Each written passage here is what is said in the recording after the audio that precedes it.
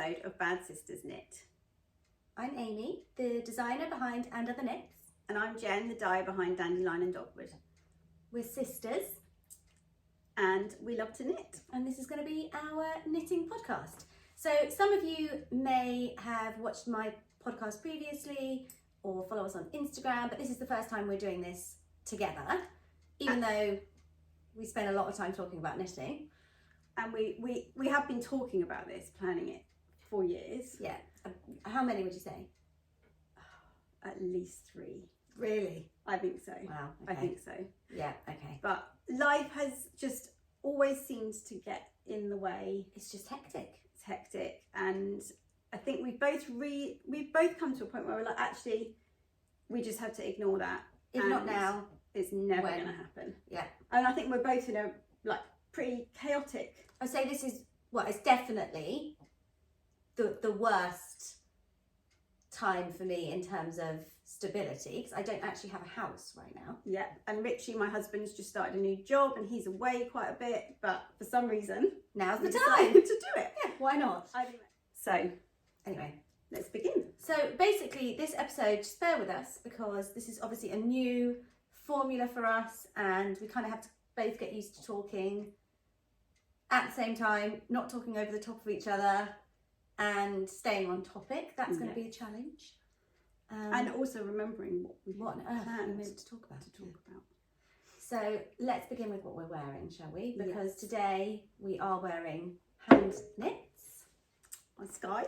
This is my sky pattern, the chunky pattern, which is the one that's already released. I am in the process of having my, well, at the very near the end of the process actually, of the DK version of this pattern being test knit, but this one is already out in the wild. It's knit with our chunky pillow base. Yep. 100% merino. Yeah, it's 100% superwash merino on 6mm needles. So it's quite a dopamine knit. Yeah. Really nice and quick, and it's kind of oversized. Well, yeah, it's pretty oversized. And all over textured cables. I actually got the inspiration for this from a TV show on Netflix called Ginny and Georgia. Georgia, who is kind of, well, one of the 2 main characters, was wearing a dark grey chunky sweater, very similar to this, with the cables, different texture on the sides, and I just fell in love with it and wanted to recreate it. And I hadn't done a chunky pattern before, so it was new on that front. And mine is knit in the same yarn, in our Head in the Clouds colourway, based on Liberty fabric and one of our favourite songs, by Casey Musgraves. But I actually have a scrunchie. That is the Liberty fabric. So when I was little, I had a cotton sleeping bag that was like one of my favourite things, that was cloud print all over in kind of like muted pastels, kind of airy, dreamy colours. And when Liberty brought out this, which you obviously can't really see from this tiny little scrunchie, they brought out this print and it's clouds with little birds. It's very similar. Obviously I had to buy some, plan to make a quilt, haven't actually made the quilt yet. But then Casey Musgraves, one of our favourite artists, has a song called Head in the Clouds, and we actually have a whole record collection of yarn. Quite a few Casey's Musgraves songs feature in that. How many would you say? 6. So anyway, one of those, and do you want to maybe get a bit closer and show the yarn? So it's blues and turquoise and some speckles and some pink. In fact, there's Lover in here, which is the same colour. Oh yeah, mine's in as Lover, in yours. which is also one of our record collection colours. It's obviously Taylor Swift inspired. And this is actually a sock that I've got in progress in Head in the Clouds as well. Actually, you did this on your sock machine, didn't you? Yeah, I'm just adding in. I'm adding in the toe, and the heel is next to go. Afterthought heel. How did you find knitting the sky? I loved it, but I do like a dopamine knit. I felt it was really speedy. In fact, I did the body really, really quickly, and then September hit. I remember what happened. You did the body, you got started on the sleeve, and you missed out the texture. I did, didn't I? And then I missed you got out halfway I down missed the out sleeve. the We pearl were trying to work bumps. out why she paused. We were talking about this. I missed out these, and I got about there, Yeah, didn't I? and then it was that, oh, I've got to rip it back, because there was no way of going all the way back. I mean, you could have done a few rows of fixing, but it was too far back. Yeah, no, it was too far back. It was too far back. And then I think September hit, and we both get this weird thing in the autumn, don't we? Where really weird. all colour goes, and it's all like neutral autumnal colours for about 6 weeks. Yeah, it's like the reaction to the end of summer. Like and the change in the light maybe. Yeah. And yeah, but it's really annoying because it means what I'm knitting on. I'm suddenly like, don't want to look at this anymore. And I knit a brown jumper, which obviously I only really like for 6 weeks of the year. But it will be handy. It will be handy when that time comes around. Yeah. But it was super speedy. It like, How did you find the cabling? I loved the cabling. Yeah. Because you kind of got, it was really simple. Once you've done a few repeats, it's really simple. But it's really funny, isn't it? Because I really love cabling, but then this one is knit, so it's top down, but it's not knit in the round, because it just didn't make sense for this particular pattern, because the wrong side rows are actually, if you knit it flat, the wrong side rows are less involved. There's never any cabling happening on a wrong side row for a start. And then on the texture pattern, some of them are just knit, and those were our favourite rows. That's the favourite but row. And that was the one that I missed out as well, bizarrely, on the sleeve. So whilst I love the cabling, I then really appreciate those simple rows. Yeah, but I think that's sometimes the best knitting pattern, where there's a complicated row and a couple of simple. Yeah, I think that's right, because it keeps you interested. Yeah. You can't get bored, but you have that mental break. Yeah. And it gets easy, doesn't it? You can read your own knitting after a while with it. Yeah, and it's really easy to see if you've made a mistake. But yeah, no, I really enjoyed it. I definitely want to knit another one. I just can't decide what colour my next one will be. So these are both knit in our chunky base, but then I've also knit a grey one in my autumn period. That is, I used 2 strands of DK held together to make the chunky. And they were just deep stash yarns that I'd had for years and years and years, and I wanted to use them up, and they actually worked so nicely together. They both kind of enhanced each other in the end. But it would be interesting to see how 2 of our DK yarns knits up, because we both love knitting with. One of my favourite things is to knit with 2 strands of fingering to make DK weight. It's like, there's just something magic about it, isn't there? Yeah. So I think that would be a fun next project. Yeah. I also quite like to do one at some point without sleeves. Yeah. As a kind of vest thing. Yeah. I think that would be really nice over just like a top in the winter, in the autumn, spring, when it's. Because I kind of designed this one almost to be more of a spring thing, which is why I knit it in this colour in the first instance, because they've kind of made me think of Love Shack Fancy, like hookups. They tend to have these like chunky cabley things, but in fresh poppy colours and worn over like pretty bright dresses and stuff like that. And this kind of had that vibe to me. Yeah.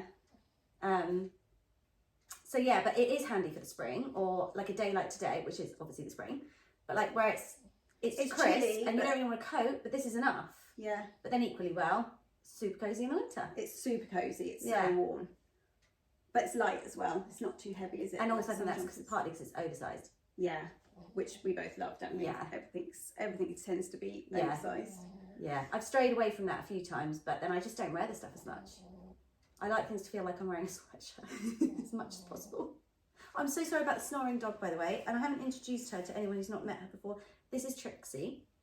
She's a little bit stressed out at the moment because we just sold our house and moved in with my in-laws, and she has no idea what's going on. And now, of course, she's come here to Jenny's house today, but she's always a bit of a Velcro dog, but at the moment she is extra Velcro-y. And apparently snoring today as well. So.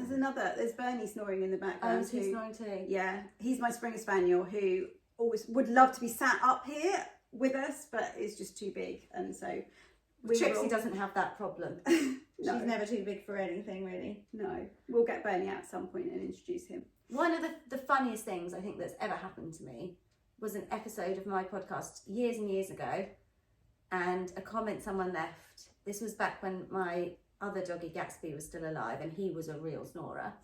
And he snored so loudly all the time. I never even heard it anymore. And obviously he had been snoring through this whole episode I was filming, hadn't registered it. Someone left a comment saying, I was really enjoying this podcast, but I had to stop watching because the person snoring in the background was so annoying. I was like, well, surely if it had been a person, I'd have asked them to leave. I mean, I just found the idea of this random person sat in the room with me snoring so funny. Anyway, luckily she's small enough to not be too loud. Yes. So that's what we're wearing. That's what we're wearing. And then are we going to go on to what we're knitting on? Yes. What we're knitting on now?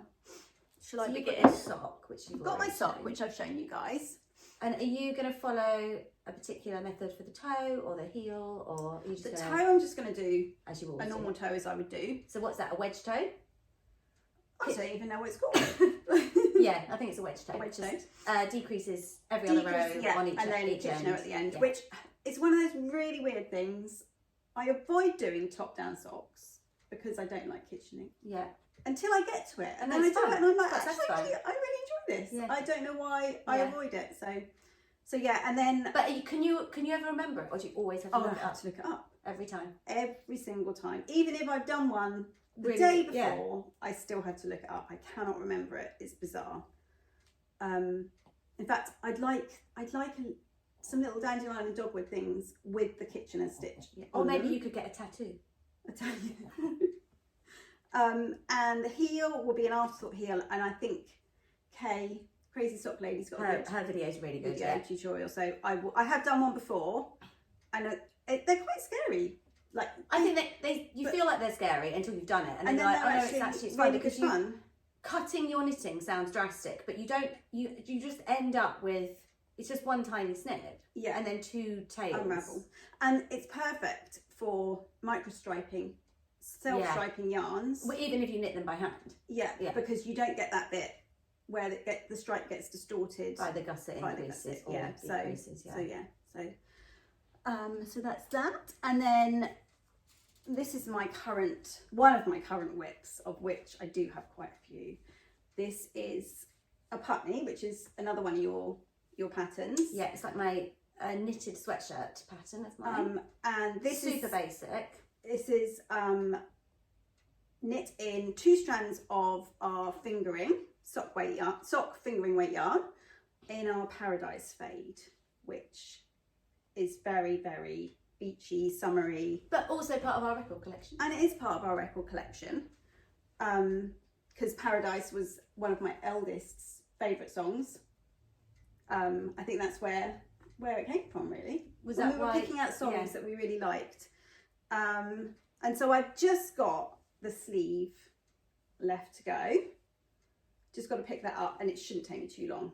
That other one didn't take that long. It didn't take that long, but I can't wait to wear this. The only thing I'm not 100% happy with, and I've actually changed this now in the yarn, is this bit here. And I'm kind of at odds with this because it looks like a beach. It does. It kind of looks like the waves. Yeah. But like the tide. Yeah, like the tide.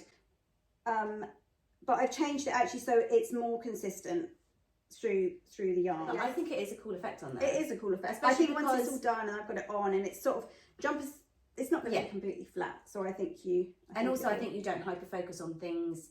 Once they're an item in your wardrobe and you're just wearing them, it's very different than as you're creating them or once you've only just created it. Yes. And you're kind of like analysing it. Yeah. So what are you knitting on right now? Well, I'm mainly focusing right now on my blanket pattern, which some of you will already have seen, and you're also knitting it too, aren't you? Mm-hmm. I'm doing the adult size blanket, so the pattern will have a baby or kind of not tiny baby. I mean, obviously you can knit it as however many squares big kind of you want. Lap size. Yes, and then a bigger one. I'm doing the bigger one, and I'm just going to have to knit another one because I won't be able to stop. It's so addictive. It's so addictive. This is knit with 2 strands of 4-ply sock yarn or fingering weight sock yarn if you're in America. So yeah, you can see I've just got loads and loads and loads of squares. There's 2 different blocks in the quilt, so it's based on 2 traditional quilt blocks. We've always loved quilts. Our mum makes quilts and we grew up surrounded by quilts, and we've both made quilts.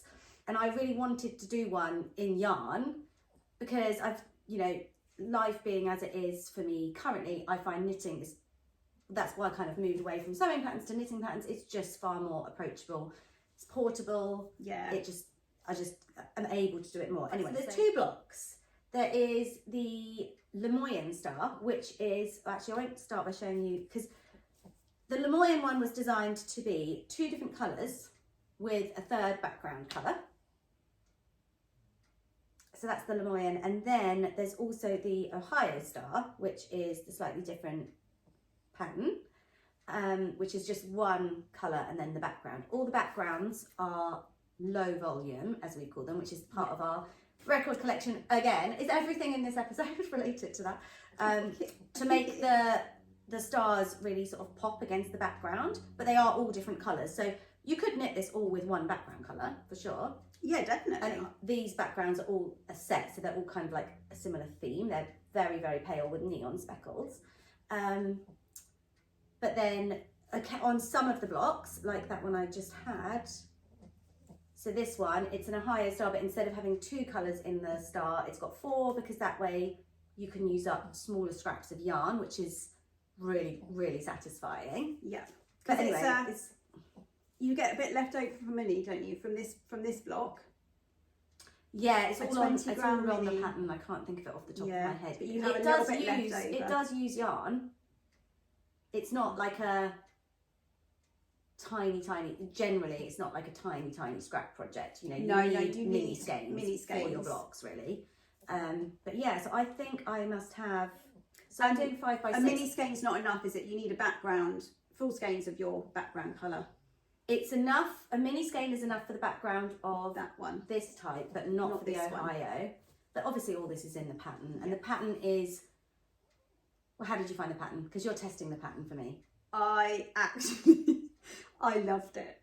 I love it. To the point where actually it gave me rage when people, when I had to stop and put it down. Like, it really was like, no, I don't want to stop. It's so addictive. Anyway, so I think I've got 30 blocks nearly. I think I might have 2 and more I have done 4 completed blocks. So I've now paused the blocks. She is now going to I'm going to test do this. So this is how it's sashed together. Lots of relaxing garter stitch.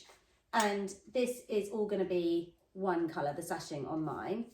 So Jenny has kindly agreed to do 4 squares following the sashing instructions as if she was sashing the whole quilt. And then rip it all out, because obviously she's going to want her 4 blocks to put in her main quilt. But I wanted the sashing and the I-cord bind off, which I just love. Because that really reminds me of the binding on the edge of a sewing quilt. It does look just like the binding. So she is going to kindly do that. I can ask her to do that because she's my sister. Can't really ask test knitters to test something that they're then going to rip out. I mean, you could make it into a big fat I could make it into a cushion, which would be really, really nice. But you're going to want those in your quilt. Some of these, yours are amazing. I mean, I could do them again, but I don't. I think I'm just going to test it and then rip it back and keep going with my blocks. But it's such a fun knit. It's like magic. So you're doing it. You've never really wanted to commit to a blanket before, have you? No. It's quite a big project, and I do get not bored, but like, you like a change. I like change, and then I'll come up with something else. But this, the idea of this is you can have your little pot of the yarn you're using for each block, and you can take it with you, and it's total dopamine knit because you're testing out new yarns. That's the time, part of the joy. And that's why. And then you can just see your pile of blocks gradually getting bigger, and then you're going to get the ultimate stitch them all together at the end. Or knit them all together at the end. It was going to be stitched. It was going to be stitched. But then I just needed to add, I wanted the sashing because I just feel it makes it so much more patchwork quilt-like. It does. I mean, they looked good when they were stitched together, but I think that just... And also it just reduces having to do, because a lot of people don't love to do mattress. Yep. So there's a tiny section in each block of mattress stitch, which is not really even worthy of note because you're weaving in the ends anyway. It's like, not it's even almost 2 like, inches. No, it's like 10 stitches, isn't it? It's not. But then that's it, and the rest is picked up and it's bound off as you go. And if you've never done short rows before, it's fine. They're really simple and they're really satisfying. I think short rows, because not in my knitting patterns, I use short rows quite a lot to shape shoulders. I tend to use shadow wraps for that. I really like shadow wraps when you're working, especially in like stocking stitch. But garter, doing a regular wrap and turn, I think in garter is such a breeze. Yep. And it just works. It's just, but you know, I mean, some people don't like short rows. I find them really quite fun and satisfying. But yeah, so I'm excited to actually have that blanket. But where I'm staying at the moment with my in-laws, my little niece is there quite often. She was there yesterday picking out her favourite blocks, and now I'm thinking I'm going to have to make her one. But hers wouldn't have to be that. I'll make her the littler one for her, size. probably for her dolls, I think. Yeah, I did consider this because Phoebe, my daughter, she's still got her dollies that she plays with, and I did think it could become a blanket. But then you could make one like you can make it, I can see her like taking it off to university. I know, so I think it's going to have to be a full size one. But I don't think I'll be able to stop with one anyway, though. No. I'd also love to see it. We were talking about this with a darker background. Oh yeah. And paler for the contrast. Yeah. Like colour. Poppy stars on a I night think sky. that would look really good. Like in our neon moon or something. Yeah. Yeah. Talking of neon moon, actually, which is in this block here, it's got our neon moon colourway. I am going to be, because people have asked about kits when we've been talking about and that's taken quite a bit of thought, because it depends obviously if you're knitting the bigger quilt, the smaller quilt, if you want the background to be all the same or all different. So there's going to be sets rather than full. Not a full kit, so we're going to have the people might already low have volume backgrounds. It's perfect for advents or minis that you've just got sitting around. So we thought we'll offer the low volume backgrounds as full skeins, and we actually do have them as mini skeins as well. But then I'm going to do sets of minis. Just of our collections? Just of our collections, yeah. So sort of current yarn, we'll probably add a few extra in. So, and these are super cute. So we're going to have Simple Times, and they've got the little mini ball bands. So talk about Simple Times. Simple Times. Simple Times, we came up with this, was it a couple of years ago or 3 years ago?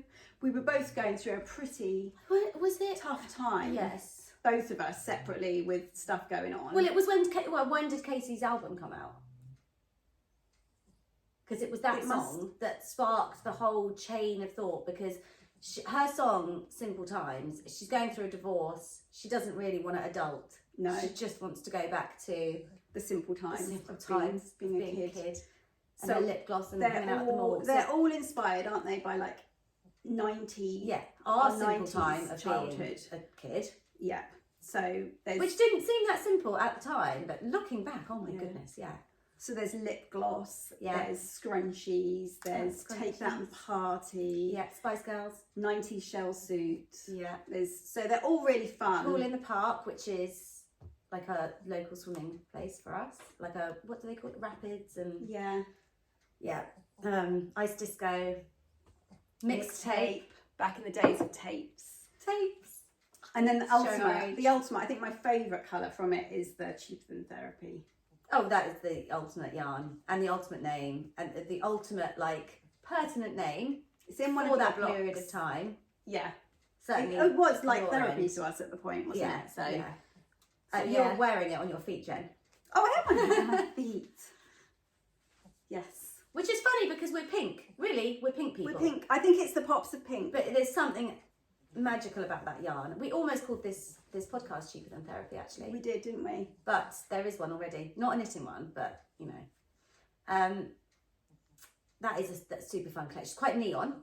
It's quite neon, but it's pastel neon. There's no non-knitting stuff. Yeah. So we both love to read. Yeah.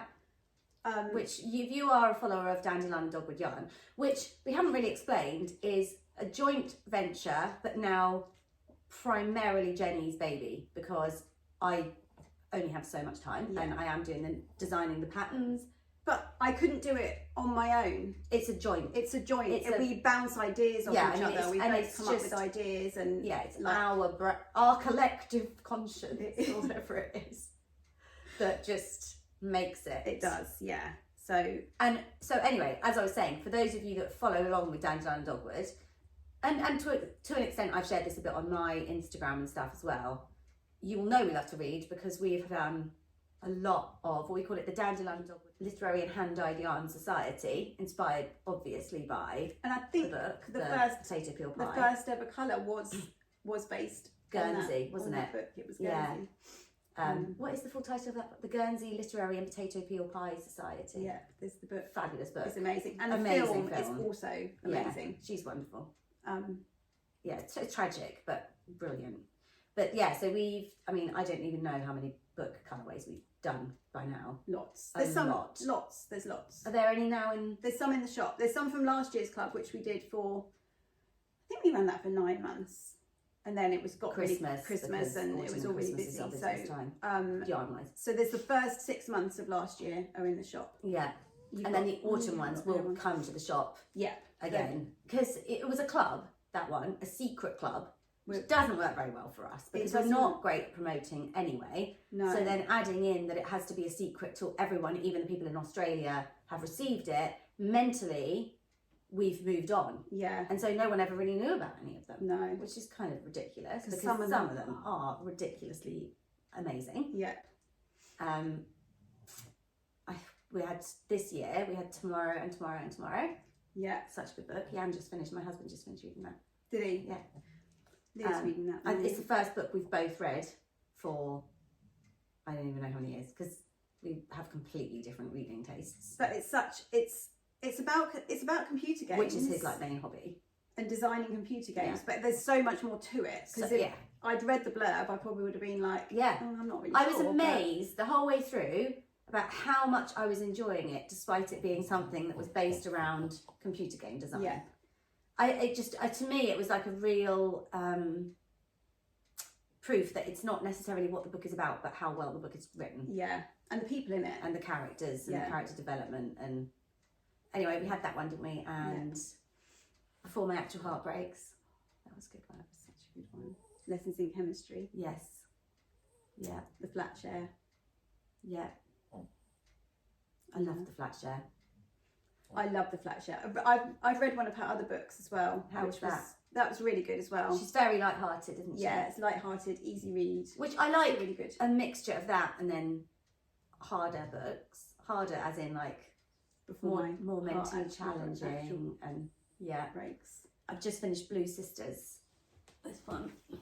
It's got one we were going to do last year, wasn't it? I love these covers. This is her second novel, but her Cleopatra and Frankenstein also has a stunning cover. Have you read that one yet? No, I haven't. Either. This one, the plot appealed more. So when this came out, I read this first, and now I will absolutely. That's going to come quite high up my list now. Yeah, she's such a good writer. So I was chatting to my friend Kit about this. She couldn't finish it. She found the characters not likeable enough. Oh, okay. They are going through a very hard time, and the way that they handle it is sometimes a bit painful to read. Mm. But I think it's just so well written, and that to me always overrides a lot. And I never was bored. I can't be bored. If I don't care, that's when I'll have to give up. Yeah. But I wanted to know. And even if they weren't doing what I wanted them to do, I had to find out what was going to happen. Yeah. So I do, definitely recommend this. Not always an easy read, but very, very good one. What have you been reading? I have been reading Behind Closed Doors.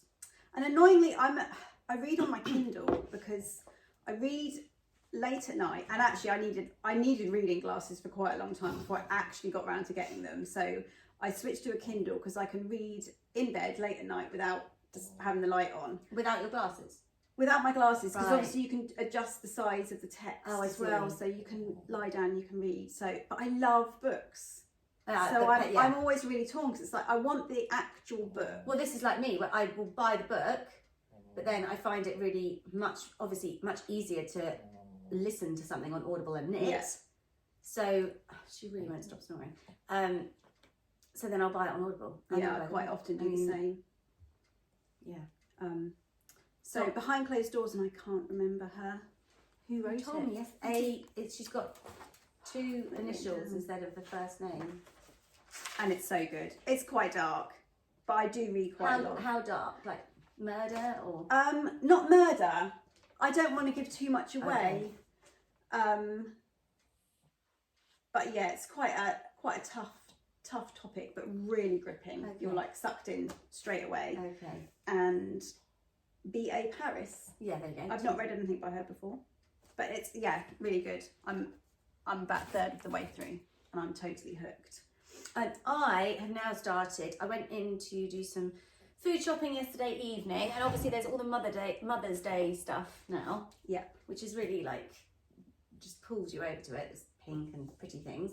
And they had a Marion Keyes novel, and I haven't read one in years. I've listened to her podcast. Have you ever listened to her podcast? No, I've listened to what's the really funny book? Oh, I love that one. Making it up as I go along. Yeah. It always astounds me that she has crippling depression. Yeah. And I've got her cookbook as well. Yeah. Saved by Cake. Oh my goodness, the lime cheese. I can still picture that sparkly lime. Yeah, it's a fabulous book. I mean, it's not very good for you. No.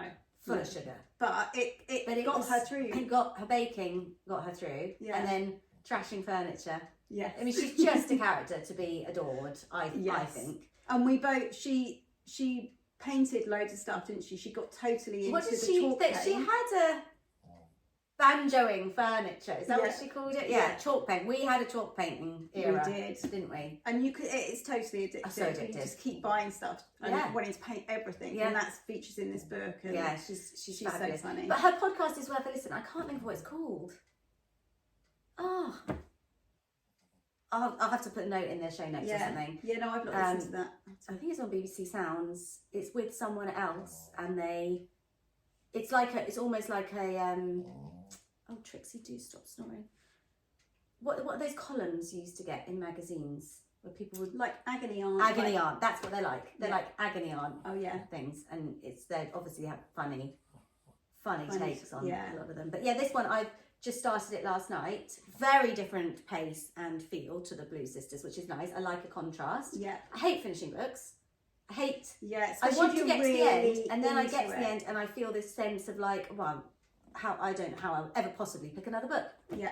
This is completely unreasonable. I finished this. I think that's a sign of a really good book because you've got so into the characters and you just want and the vibe and carry on. Yeah. Some books are harder to get. Like I find like what with like getting to the end of Kristen Hannah and you're like, well, I'm bereft. Yeah. It's been like the theme of my life now for however long. Anyway, this one has got me straight in. It seems really good. It's COVID. I've read quite a few books that are COVID now. It's because it's so long ago. Yeah. 5 years ago. It was covered in Happiness Falls. I've not read that. I've not read that yet. That's on my list. And The 14 Days, which was a collaborative novel, which the central theme was COVID, the New York apartment building in COVID. That was really good. And there's something else I feel I've read that was COVID based as well. Anyway, but yeah, she leaves Manhattan, or she's about to. She hasn't yet. But that one's, really enjoying that. I listened to that one on Audible. Oh, was that quite recently? Because it's not very old, is it? No, it's not that old. It must have been, it's within the last year. Okay. And that, again, I don't know if it was narrated by her, read by her, or someone that sounds with a really good proper Irish accent, and it was great. I think that really adds to it. So yeah, was there anything else you wanted to talk about? Were we going to just say something, one of our favourite recent, and one nice thing we've done we wanted to talk about? Yes. So I have been planting dahlias. Yeah. Which I'm quite excited about. I've got quite a lot this year, and last year I didn't actually even attempt it. The year before they all got annihilated by slugs.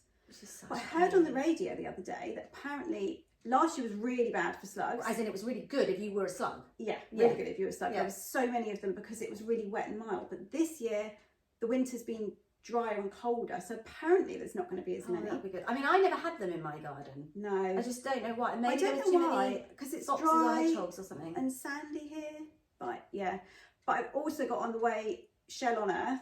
Yeah, that's so good. I mean, I did use that, to be honest. I used preventatives, even though I hadn't ever really suffered with, I just didn't want to ever suffer with it. So that stuff's pretty as well. It looks nice. And, just literally crushed and up I've got shells. copper tape as well, which you can put around pots to stop them. So I'm hoping that this year, because you obviously are not going to have yours. No.